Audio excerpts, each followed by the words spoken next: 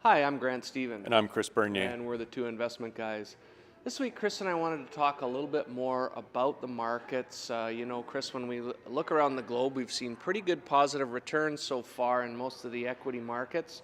We wanted to talk a little bit about the strength in the Canadian market recently and the U.S. market most of this year.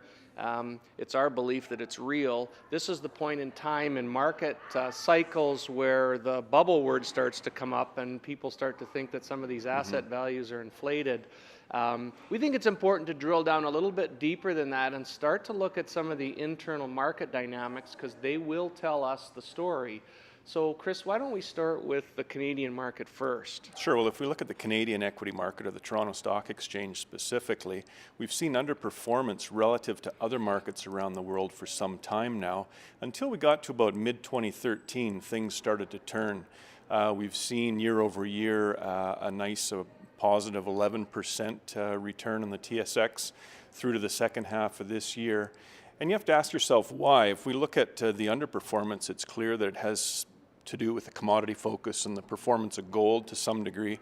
But since then, we haven't seen a significant change. But what we have seen is a big turn in foreign investment dollars coming into Canada. In fact, in September, there was over $10 billion, which is the highest in 3 years.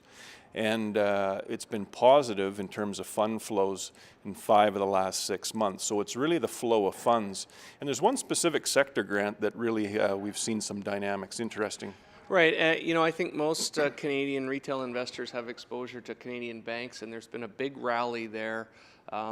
We were able to drill down on two things there. One is the foreign investors were sour on Canadian banks for a while. They've turned positive, and that's where the lion's share of the $10 billion in net inflows went is into bank stocks. But secondly, it was earnings as well. Sure. And you and I have talked about the earnings story many times. When we turn to the U.S., we want to talk a little bit about the health of the S&P 500. If you go back to 2007, a unit of the S&P 500 earned $85.